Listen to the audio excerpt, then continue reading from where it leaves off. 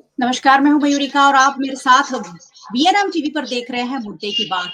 मुद्दे की बात में आज बात उठाएंगे इलेक्ट्रॉनिक वोटिंग मशीन की, जिससे हम सब वोट कर रहे हैं। पिछले कई चुनावों से ईवीएम के जरिए ही वोट डाला जा रहा है, लेकिन ईवीएम की जो संदिग्धता है वो लगातार बनी हुई है। उस लगातार संदेह जताया जा रहा है और खासकर विपक्षी दल तो ईवीएम पर हार का ठीकरा फोड़ते ही रहते हैं। हाल ही में महाराष्ट्र में बड़ी करारी हार झेलनी पड़ी है कांग्रेस पार्टी को और उसके बाद कांग्रेस पार्टी ने एक ऐलान किया है कि ईवीएम उन्हें मंजूर नहीं है और पूरे भारत में ईवीएम के प्रति जागरूकता फैलाने के लिए एक खास यात्रा भी निकाली जाएगी। कांग्रेस के राष्ट्रीय अध्यक्ष मल्लिकार्जुन खड़गे ने कल ये ऐलान किया। सबसे पहले वो ऐलान देख लेते हैं और चर्चा में मेरे साथ दो मेहमान जुड़े हैं, उनसे इस चर्चा को आगे बढ़ाएंगे सवाल जवाब के दौर के साथ। अरे हमारा सब जितनी भी शक्ति लगा के एससी एसटी ओबीसी गरीब तबके के लोग छोटे कम्युनिटी के लोग ये लोग जो अपना वोट दे रहे हैं वो वोट फजूल जा रहा है। नहीं वो ईवीएम छोड़ दो, हमको ईवीएम पीवीएम कुछ नहीं, हमको होना बैलेट पेपर पे वोट बस। वो मशीन उनके घर में तो रख लेने दो या मोदी साहब के घर में रहने दो या शाह के घर में रहने दो। अगर किसी गोडाउन में अहमदाबाद में बहुत से गोडाउन बने हैं वहां ले जाके रख लेने दो, हमको बस पेपर पे करो। और आपको मालूम होगा उस वक्त तुम्हारी हालत क्या है, कहां खड़े हो उस वक्त आपको मालूम होगा। तो मैं ये अपने पार्टी के तरफ से एक मुहिम शुरू करना चाहिए। सभी लोगों को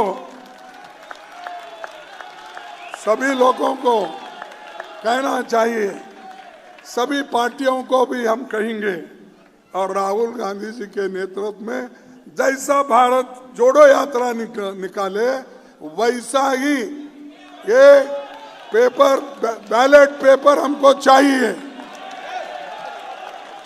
तो हमने देखा खड़गे जी कह रहे हैं कि ईवीएम पर बिल्कुल भरोसा नहीं है कांग्रेस पार्टी को और अब भारत जोड़ो यात्रा की तरह ही एक बैलेट यात्रा निकालने का ऐलान किया गया है। हमारे साथ इसी मुद्दे पर चर्चा के लिए कांग्रेस पार्टी की ओर से वरिष्ठ नेता अशोक पंजाबी जी जुड़े हुए हैं। अशोक जी, बहुत बहुत स्वागत है चर्चा में। थैंक यू, नमस्कार। और भारतीय जनता पार्टी की ओर से प्रशांत त्रिपाठी जी जुड़े हुए हैं। प्रशांत जी, आपका भी बहुत बहुत स्वागत है। धन्यवाद, नमस्कार।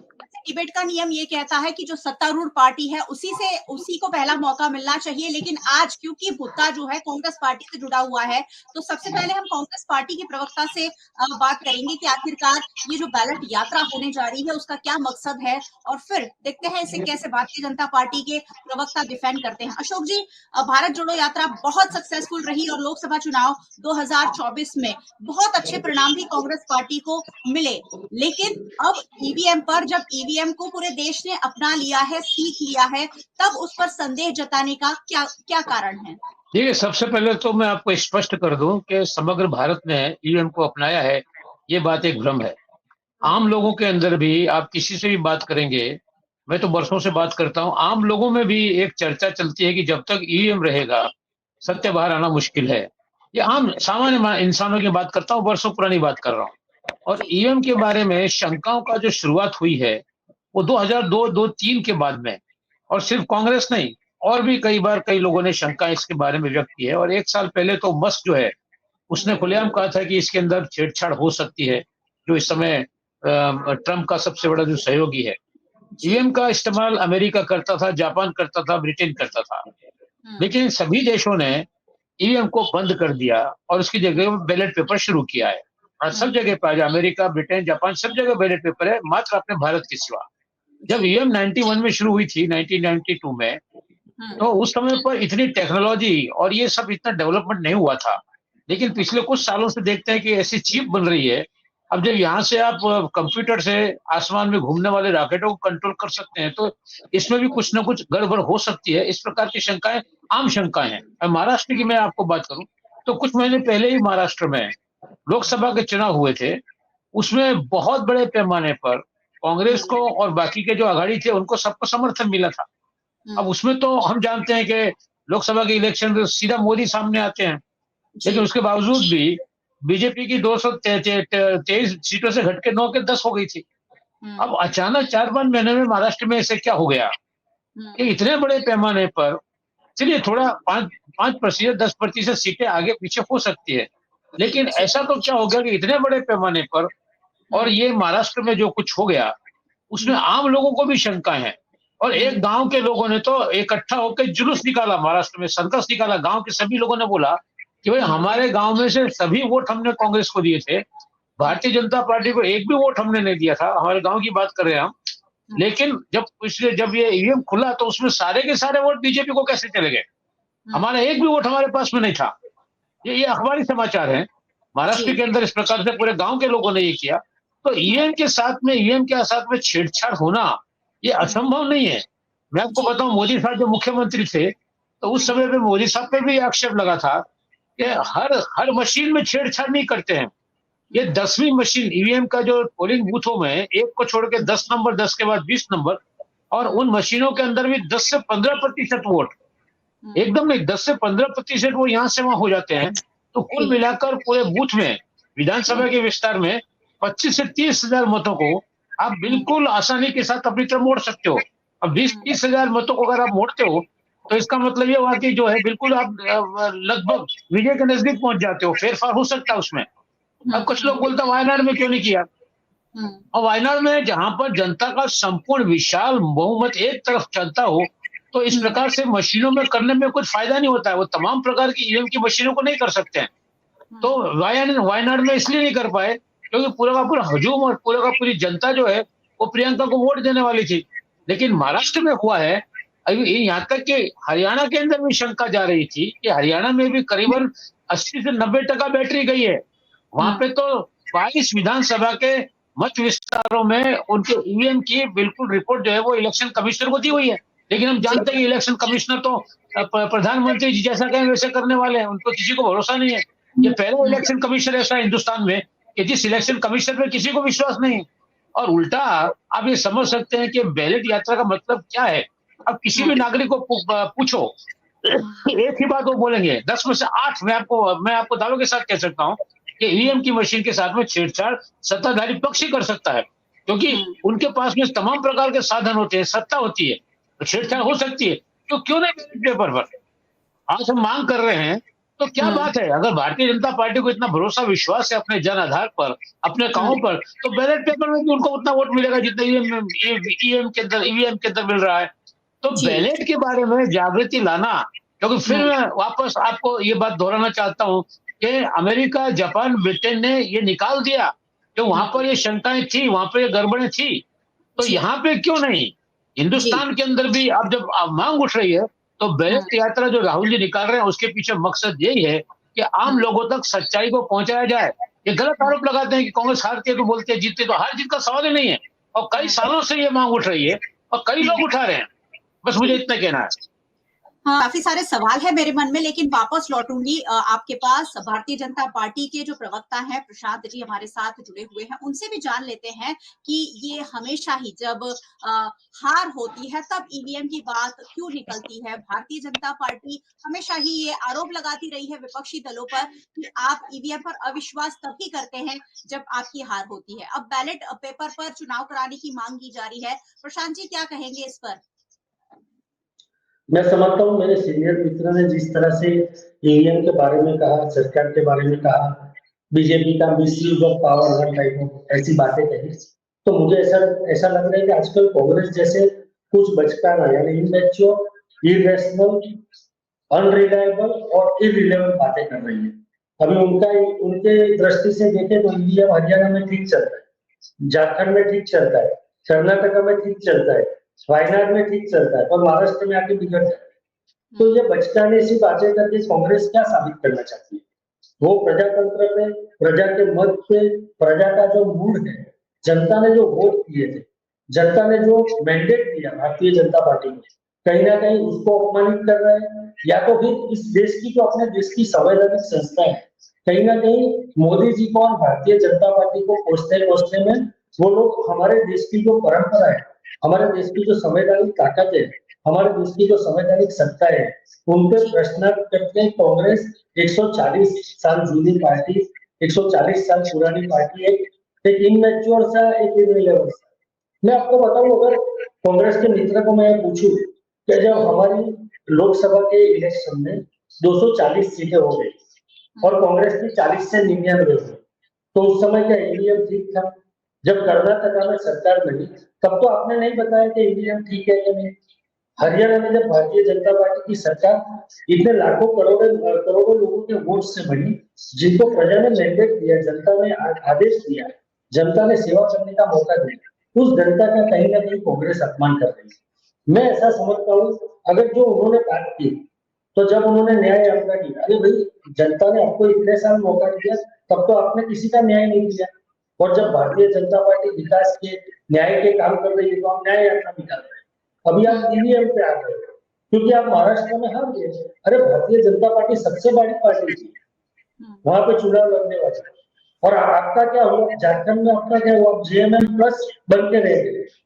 तो आपको आज आपकी स्थिति ऐसी है कि आपको इतनी बड़ी पार्टी होने के बावजूद भी आपको प्रादेशिक पक्षों का सपोर्ट लेना पड़ रहा है, और कहीं ना कहीं अगर आपकी हार होती है तो बचकाने तरीके से आप भारतीय जनता पार्टी को, सरकार को और यहाँ तक के संवैधानिक संस्थाओं को आप प्रश्नार्थ कर रहे हैं, सवालिया निशान खड़ा कर रहे हैं। तो मैं ये समझता हूँ कि कांग्रेस का ये जो नकारात्मक राजनीति का चरित्र है वो प्रजा ने देख लिया है। ये जो नकारात्मक राजनीति है जो संवैधानिक संस्थाओं पर भी सवालिया निशान खड़ा करती है, तो ये मैं समझता हूँ कि कांग्रेस के लिए भी अच्छा नहीं, लोकतंत्र के लिए भी अच्छा नहीं। और जहां तक भारतीय जनता पार्टी का, आदरणीय नरेंद्र भाई मोदी जी के शासन का सवाल है, तो आप अब इतने सालों से चुनाव प्रक्रिया चल रही है हमारे देश में, विश्व का सबसे बड़ा लोकतंत्र है, तो ऐसी बातें करके मैं ऐसा समझता हूँ कि हम हमारे देश की साथ चुनाव तो आते रहेंगे।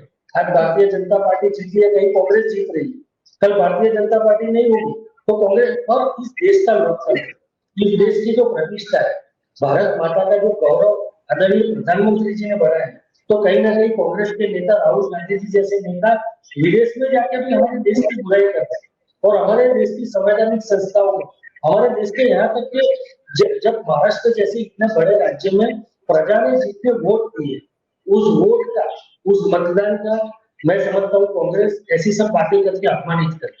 सर, उनका कहना ऐसा है कि महाराष्ट्र और हरियाणा में हमारे पास अच्छा जनाधार था, लग रहा था कि माहौल जो है वो इंडिया गठबंधन के पक्ष में है, और उसके बावजूद जब परिणाम आते हैं तो इतने ड्रास्टिक परिणाम आते हैं कि लोग भी चौंक जाते हैं, और इसीलिए ये सवाल उठाए जा रहे हैं। आपको लगता है कि महाराष्ट्र में आप लोगों ने लोकसभा के बाद विधानसभा तक 5-6 महीने में कुछ ऐसा ड्रास्टिक कर दिया कि इतना सारे वोट मिले? ईवीएम पर जो संशय है, जो अविश्वसनीयता है, वो हमेशा से ये सवाल उठते रहे हैं कि कुछ ना कुछ गड़बड़ तो हो सकती है। लगता है आपको कि ईवीएम में गड़बड़ हो सकती है? मैं एक बात और कहना चाहता हूँ, आज से 10 वर्षों में, शायद 1-2 साल पहले सुप्रीम कोर्ट ने कहा था लॉजिकली कि भाई विपक्ष के जिन लोगों को ईवीएम चेक करना है वो आए, तो कोई पार्टी में से कोई बंदा नहीं गया था, कोई प्रतिनिधि नहीं गया था। अगर आपकी बात में सच्चाई है, आपकी बात में लॉजिकल कुछ वैलिड फैक्ट्स है, अगर आपको लगता है कि आपने किए हुए जो आरोप है वो आरोप सही है, तो आप लोग क्यों नहीं जाते, उसको वैलिड कीजिए। और जब राजीव गांधी जी के नेतृत्व में कांग्रेस ने 400 सीट जीती थी, तब किसी ने ऐसा बोला था? हमने ऐसा बोला था? हमारी केवल 2 सीट थी लोकसभा में, तो हमने उस टाइम ऐसा नहीं बोला था कि कांग्रेस गड़बड़ी कर रही है। अरे ये प्रजा का आदेश होता है, ये प्रजा का मूड होता है, प्रजा का मत होता है कि किसे सत्ता सौंपनी, किसे सेवा करने का मौका देना। उसके अगर हम हार गए और तो संवैधानिक संस्थाओं को, इतनी बड़ी प्रजा के विश्वास के ऊपर अविश्वास करना और ये सवालिया निशान खड़े करना, मैं समझता हूँ कि राजनीतिक दृष्टि से, लोकतांत्रिक दृष्टि से और हमारे देश की जो साख है, हमारे देश की जो प्रतिष्ठा है, उस दृष्टि से भी बहुत बचकाना हरकत है और बहुत इररिलेवेंट और अनरिलायबल सा एक कैरेक्टर कांग्रेस ने पूरा खड़ा कर दिया है देश भर में। पंजाबी जी, भाजपा के जो साथी है वो कह रहे हैं कि लोगों की भावनाओं के साथ आप खिलवाड़ कर रहे हैं और उन पर अविश्वास जता रहे हैं। लोग जो उन्हें भर झोली वोट दे रहे हैं और उस पर अविश्वास जताना कहीं ना कहीं भारत के लोकतंत्र पर अविश्वास जताने जैसा है। क्या जवाब देंगे इस आरोप का? भारत का लोकतंत्र मजबूत करने का काम तो कांग्रेस ने किया। ये देश में 100 बरस तक आजादी की लड़ाई लड़ने के बाद जब देश आजाद हुआ, उस समय के ऊपर कांग्रेस ने संविधान सभा में यही ठहराव लाया, यही प्रस्ताव लाके लोकतंत्र को पसंद किया और बिन सांप्रदायिकता पसंद की तमाम लोगों को 21 वर्ष के औरत स्त्री सबको मताधिकार देने का काम कांग्रेस ने किया है। तो ये बात तो बिल्कुल गलत है। लोकतंत्र को कमजोर तो भारतीय जनता पार्टी कर रही है। आप देख सकते हैं कि मोदी साहब के आने के बाद 2014 के बाद में जुडिशरी कमजोर हो गई है, इलेक्शन कमिश्नर हो गया, ईडी का उपयोग हो रहा है, सीबीआई का उपयोग हो रहा है, तमाम संवैधानिक संस्थाओं को कमजोर किया जा रहा है, एक छत्र राज खड़ा किया जा रहा है, तानाशाही खड़ी की जा रही थी। ये सब बात तो भारतीय जनता पार्टी ने और मोदी साहब के आने के बाद हुआ है।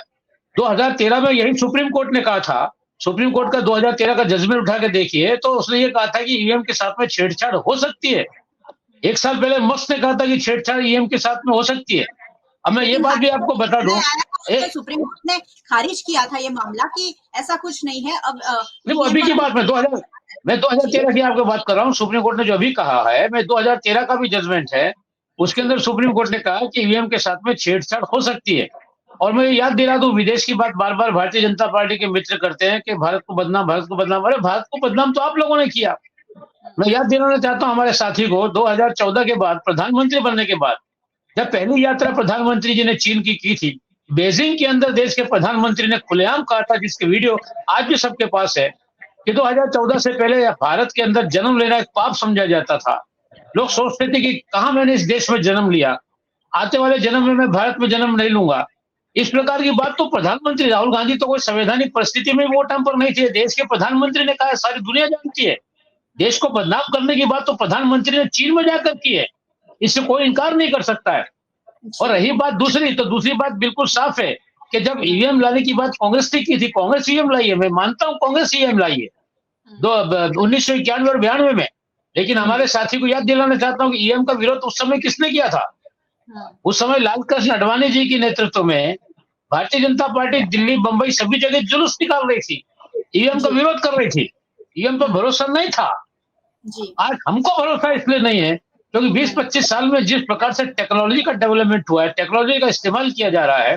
और आपने सही कहा कि महाराष्ट्र में जन आदेश जो मिला था लोकसभा के अंदर, हरियाणा में उसे बिल्कुल उल्टा 4-5 महीने में कैसे हो सकता है? शंकाएं हैं, हम भरोसे के साथ शंकाएं कह रहे हैं कि शंकाएं हैं कि ईवीएम के साथ में छेड़छाड़ हुई है। और फिर से मैं कहना चाहता हूं कि भारतीय जनता पार्टी के मित्र बहुत चालाक हैं, छोटे मोटे किसी चुनाव में नहीं करेंगे, लेकिन बड़ा कोई चुनाव होगा उसमें निश्चित रूप से ईवीएम का बराबर अच्छी तरह से उपयोग करने का काम वो करते हैं। अभी जिस प्रकार से झारखंड में नहीं किया, लेकिन यहाँ कर लिया महाराष्ट्र में, क्योंकि झारखंड का कोई उनके हिसाब से वैल्यू नहीं है। वायनाड की बात मैंने आपको की, वायनाड में लाखों लोग जब एक तरफ मतदान दे रहे हैं तो वहां पर ईवीएम का दुरुपयोग नहीं हो सकता है। ईवीएम के दुरुपयोग में किस प्रकार से किया जाता है, ये हर एक मशीन को छोड़ के 10वीं मशीन, उसमें भी 15-20% वोटों को एकदम कर दिया जाता है। अभी कुछ दिन पहले मैंने एक डेमो देखा जिसमें पीपी वेट के अंदर भी जो है वो आप अगर वोट डालते हैं, अभी काले कांच वहां लगा दिए हैं, अगर आपने एक जगह वोट डाला तो बीजेपी में वोट चला जाता है। वो ये बताया उन्होंने खुलेआम, ये डेमो करके बताया है। तो ईवीएम जो है उसके साथ छेड़खानी की जा सकती है। और उसी मामले को लेकर बैलेट यात्रा का मतलब ये है कि हम चाहते हैं कि हिंदुस्तान में अब आने वाला लोकतांत्रिक चुनाव मत पत्र के द्वारा, बैलेट के द्वारा किया जाए। अगर भारतीय जनता पार्टी को इतना ही भरोसा है अपने ऊपर, अपने कामों पर, और भारतीय जनता पार्टी ऐसा मानती है कि अपमान किया कांग्रेस ने, तो मैं उनको ये कहना चाहता हूं कि अगर इतना ही भरोसा है तो बैलेट पेपर क्यों नहीं? या तो आप आधा बैलेट पेपर कर दीजिए, आधा ईवीएम कर दीजिए। टेक्नोलॉजी के युग में जी रहे हैं, बैलेट पेपर गिनती करने में आप जानते हैं, आप तो बहुत पुराने खिलाड़ी हैं इस सियासत के। बहुत दिन लग जाते थे, बहुत वक्त लग जाता था, बहुत जी नहीं मैडम, सारी दुनिया में बैलेट पेपर है। बैलेट पेपर सारी दुनिया में, देखिए मैं आपको बताऊं, अभी अमेरिका में ट्रम्प का चुनाव हुआ बैलेट पेपर से हुआ, जर्मनी में हुआ, ठीक है, लेकिन लोगों का भरोसा है बैलेट पेपर पे। मैं आपको बता दूं, आज अमेरिका, ब्रिटेन, जापान, तमाम विदेशों में और हमारे देश में भी आप किसी आम नागरिक को पूछो, आप एक ही बात कहेंगे, अभी भरोसा जो है उठ गया है, ईवीएम के ऊपर भरोसा उठ गया है। आज कांग्रेस का भी अगर उठा है तो कांग्रेस आज दूसरा सबसे बड़ी पॉलिटिकल पार्टी है, लाखों करोड़ लोग कांग्रेस के अंदर विश्वास करते हैं। कुछ राज्यों में कांग्रेस की सरकार है, 100 पार्लियामेंट के मेंबर हैं, ये देश की सबसे पुरानी पॉलिटिकल पार्टी है। आज उनके नेता अगर बैलेट यात्रा निकाल रहे हैं तो इसके पीछे क्या हो सकता है? इसके पीछे कोई वजूद है, कोई तर्क है, इसीलिए निकाल रहे हैं। ये आसमानी यात्रा नहीं है, ये बैलेट पेपर की यात्रा जो निकल रही है लोगों को बताने के लिए, ये बैलेट पेपर है भाई, देखिए हमने सिक्का लगाया है, वहां तो मशीन में बटन दबाने के बाद कहाँ गया पता ही नहीं चलता है। जी इस प्रकार की जिसमें मैंने आपको बताया, गांव के सभी लोगों ने मिलकर मोर्चा निकाला, जुलूस निकाला। महाराष्ट्र की बात है कि हमने वोट दिए थे कांग्रेस को, बीजेपी में कैसे चले गए। तो ये चीजें वहां बनती है, होती है, 100% होती है। मैंने ऐसे नहीं कहा। हर 10 मशीन के बाद में इस प्रकार का कांड जो है वो चलता है। इसलिए क्यों नहीं बैलेट पेपर, क्यों नहीं? पहले बैलेट पेपर था। ये देश में लगभग 50 साल तक लोकतंत्र के चुनाव हुए हैं, विधानसभा के हुए हैं, लोकसभा के हुए हैं, सभी बैलेट पेपर से हुए हैं। दुनिया में हो रहा है, तो चलिए, वापस क्यों बैलेट पेपर पे नहीं जाया जा सकता? कि भारत में कितना फिजिबल है और कांग्रेस की बैलेट यात्रा जो है कितना असरकारक रहती है, आने वाले दिन बताएंगे। लेकिन भारतीय जनता पार्टी के जो नेता है हमारे साथ मौजूद है, उनसे पूछूंगी, सर बैलेट पेपर से चुनाव कराने में क्या दिक्कत है? भारतीय जनता पार्टी क्यों सहमत नहीं हो रही? अगर इतना संशय है, इतने आरोप भारतीय जनता पार्टी पर लग रहे हैं ईवीएम में सेटिंग के, तो बैलेट पेपर से करवाइए, क्या दिक्कत आ रही है? भारतीय जनता पार्टी लोकतांत्रिक तरीके से की गई हर मांग को, हर विचार को अनुमोदन देती है और उसका कभी भी खंडन नहीं करती है। पर मेरे मित्र जैसे कांग्रेस के मित्र अपने वक्तव्य में ही अपने विचार और कांग्रेस का जो चरित्र है, क्योंकि उनको विकास में और डेवलपमेंट में कोई रस नहीं है, उनको कोई इंटरेस्ट नहीं है। वो आज ऐसे डिजिटलाइजेशन के युग में ईवीएम निकाल के बैलेट पेपर की बात कर रहे हैं। और उन्होंने, मेरे मित्र ने जो लोकतंत्र की बात की, तो मैं बता दूं कि 2014 की उन्होंने बात की, 2008 की नहीं की। जब चीन के साथ हमारा तनाव चल रहा था, तो इनके नेता चीन में बैठे बैठे वहां के जो भारत विरोधी नेतृत्व है उससे बातचीत कर रहे हैं।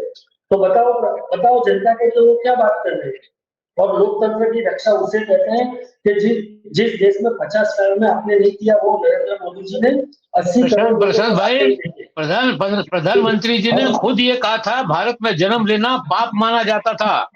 प्रधानमंत्री के रूप में कहा, प्रधानमंत्री, प्राइम मिनिस्टर ऑफ इंडिया। आज वहां चीन में जाकर ये बोलते हैं। मेरे से पहले, मेरी सत्ता आने के पहले मोदी साहब प्रधानमंत्री नहीं थे, उसके पहले पाप था जन्म लेना। ये तो ऑन रिकॉर्ड है प्रशांत भाई, ये तो ऑन रिकॉर्ड है। प्रधानमंत्री जी के रूप में उनसे पहले पाप माना जाता था। मेरे आने के बाद सोने का सूरज उग गया हिंदुस्तान में। अब कोई पाप नहीं मानता है, लेकिन पहले पाप माना जाता था। ऐसी बातें खुद प्रधानमंत्री बोले। अरे सर, मैंने आपको इंटरप्ट नहीं किया, आप मेरी बात तो सुनिए। लोकतंत्र का अपमान उसे कहते हैं कि हमारे देश में प्रधानमंत्री ने जो कैबिनेट में फैसले लिए, उसके कागज उन्हीं के पार्टी के प्रेसिडेंट प्रेस कॉन्फ्रेंस में फाड़ देते।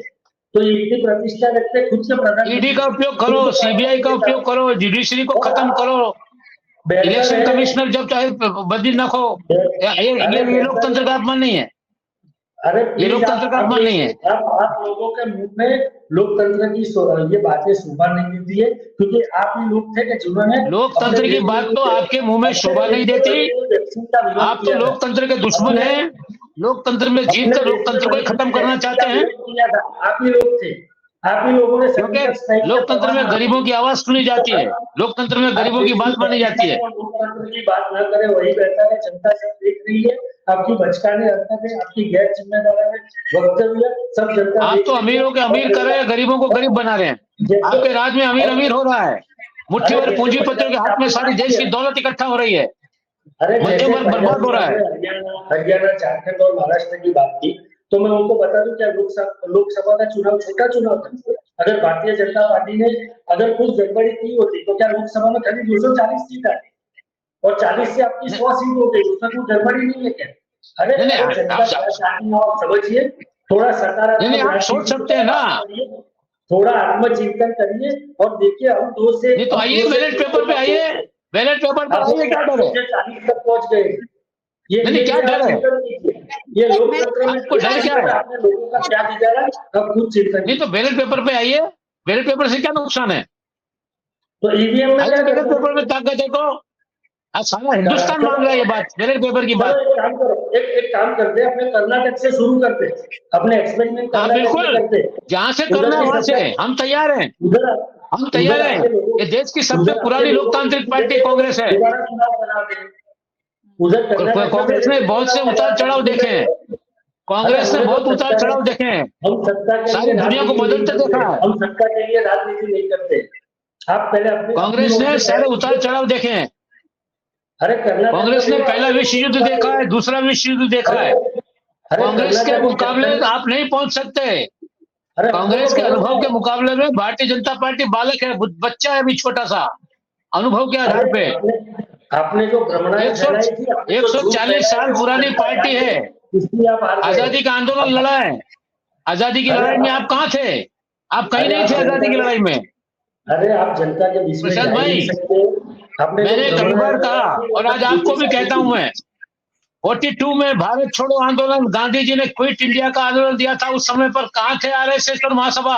अंग्रेजों के साथ दे रहे थे, अंग्रेजों को मदद कर रहे थे देश की आजादी के आंदोलन में। एक भी हिंदू महासभा या आरएसएस का आदमी जेल में गया तो मैं जाहिर जीवन छोड़ दूंगा। अंग्रेजों को खुलेआम सपोर्ट करते थे। और जब सुभाष बाबू ने आजाद हिंद फौज के अंदर ये देश के नौजवानों को भर्ती होने के लिए कहा, उस समय पर आपके नेता ये बोलते थे कि अंग्रेजी फौज में शामिल हो जाओ, सुभाष बाबू के साथ मत जाओ। मैं आपको विनती करता हूँ कि ऐसी बातें कीजिए। आप जनता के बीच में क्यों मुस्लिम तुष्टीकरण की बात कर रहे हैं? आपकी अच्छी तुष्टीकरण तो आप कर रहे हो, तुष्टीकरण आप कर रहे हो। तुष्टीकरण कौन कर रहा है? तुष्टीकरण आप कर रहे हो। हम तो भिन्न सांप्रदायिक विचारधारा में मानते हैं, हमारे लिए सभी धर्म बराबर हैं। गए लोकसभा के चुनाव में आपके प्रधानमंत्री खुलेआम कहते थे हिंदुओं का गाय लेकर, भैंस लेकर मुसलमानों को दे देंगे, हिंदू का मंगलसूत्र लेकर मुसलमानों को दे देंगे। कौन बोल रहा था? ये देश का सबसे महान, सबसे शक्तिशाली व्यक्ति, संविधान की सौगंध खाने वाला व्यक्ति, संविधान के टुकड़े टुकड़े कर रहे थे भाषण के अंदर। आज ये एक रिकॉर्ड है। ये बात ये कौन कह रहा था? प्रधानमंत्री जी कह रहे थे देश के कि मुसलमानों को दे देंगे इनका तो मंगलसूत्र लेकर। हिंदू मुसलमान का विभाजन करना, उसके बगैर आप जीत भी नहीं सकते। कटेंगे और बटेंगे और बटेंगे और कटेंगे। What is this nonsense? किस प्रकार का सूत्र आप हिंदुस्तान के लोगों को देते हैं? बटेंगे और कटेंगे मतलब क्या? किस प्रकार की हिंसा लोगों के मन और दिमाग में भरने की कोशिश आप द्वारा हो रही है? इसको देखो, आप आत्मखोज करो, दर्पण में देखो कौन सी नीति पर आप लोग चल रहे हो। हमारी तो वही नीति है जो पहले थी और आगे भी वही रहेगी।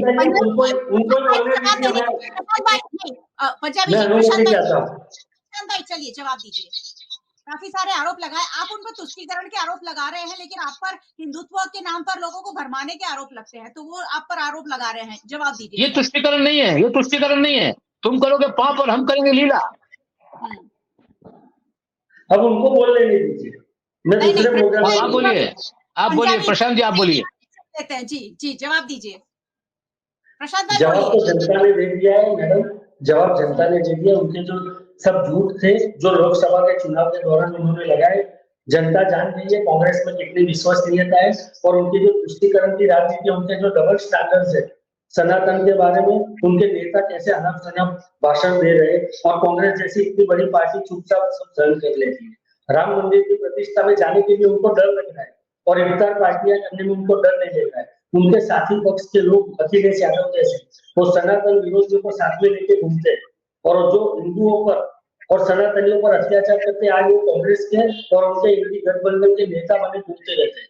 अब 2 दिन पहले आपने देखा क्या हुआ, अब 2 दिन पहले उत्तर प्रदेश में क्या हुआ, संभल में उनका चुना हुआ ये सांसद और चुना हुआ वो एमएलए का बेटा, वो सनातन पर। आप संभल की बात मत करो भाई, फंस जाओगे। संभल की बात मत करो। अगर कांग्रेस में नैतिक हिम्मत है तो अपनी इंडी गठबंधन, संभल आपने करवाया है, संभल आपने करवाया है, आपकी पुलिस ने किया है। संभल नैतिकता बची है तो वो स्टैलिन को पूछे, कांग्रेस में नैतिकता बची है तो प्रियंक खड़गे को पूछे कि ये समाज में आपकी पुलिस गुनहगार है। आपकी पुलिस पे हत्या का केस दाखिल होना चाहिए संभल में। संभल में आपकी पुलिस ने अत्याचार किया है। संभल की बात मत करिए, इसके अंदर बड़ी बात हो जाएगी फिर। चलिए, मैं तो इतना ही, आपने राम मंदिर की बात की, राम मंदिर की बात की तो एक बात कहकर मैं बात पूरी करूंगा। राम मंदिर का जब प्राण प्रतिष्ठा हुआ, मेरे को एक बात का जवाब दो, चारों शंकराचार्य ने आने से इनकार क्यों किया? चारों के चारों शंकराचार्य हिंदू धर्म के सबसे बड़े गुरु, चारों शंकराचार्य नहीं आए। क्या वो हिंदू विरोधी थे चारों शंकराचार्य? ये कांग्रेस की आदत है कि विषय अंतर कर रहे हैं। आज का जो विषय नहीं, आपने बात की इसलिए कह रहा हूँ। चारों शंकराचार्य ने बहिष्कार किया था। जी चलिए, बैलेट पेपर की जो यात्रा है उस पर हम बात कर रहे थे, लेकिन ये तो कभी हो नहीं सकता कि भाजपा और कांग्रेस के दल आमने सामने हो और हिंदू मुस्लिम वाली बातें ना हो और आरोप प्रत्यारोप का दौर ना चले। वैसे बैलेट पेपर की ये जो यात्रा है कितनी सफल रहती है और आने वाले वक्त में बैलेट पेपर से चुनाव होते हैं, ये देखना वाकई में दिलचस्प होगा। प्रशांत जी बहुत बहुत शुक्रिया।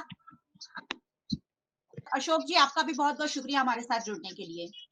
ये हमारा कर्तव्य था, शुक्रिया नहीं बोलिए, हमारा फर्ज है। मुद्दे की बात में आज हम बात कर रहे थे कांग्रेस पार्टी के राहुल गांधी जो बैलेट पेपर यात्रा निकालने की बात कर रहे हैं कि अब बैलेट पेपर से चुनाव के बारे में देश में जागरूकता फैलाई जाएगी। कितना सफल रहेगा ये आंदोलन, ये आने वाला वक्त बताएगा। लेकिन भारतीय जनता पार्टी और ईवीएम पर हमेशा ही कोई ना कोई संशय बना रहता है। ऐसे में बैलेट पेपर और ईवीएम की लड़ाई है वो आने वाले दिनों में शायद और तेज हो सकती है। आप वीएनएम टीवी देख रहे हैं और सब्सक्राइब कर लीजिए हमारा चैनल, अगर अब तक सब्सक्राइब नहीं किया है तो, और बेल आइकन प्रेस कर दीजिए ताकि वीएनएम का हर अपडेट सबसे पहले आप तक पहुंच सके। आप हमें फेसबुक पर देख रहे हैं, शेयर कर लीजिए। ये ऐसी बातें हैं जो हर भारतीय मतदाता को जानना जरूरी है। आप हमें ओटीटी प्लेटफॉर्म्स पर देख रहे हैं, डेली हंट, वोडाफोन टीवी, जियो टीवी और जियो टीवी फाइबर 498 नंबर के चैनल पर वीएनएम टीवी को 24 घंटे लगातार देखा जा सकता है। देखते रहिए वीएनएम, जुड़े रहिए वीएनएम के साथ। नमस्कार।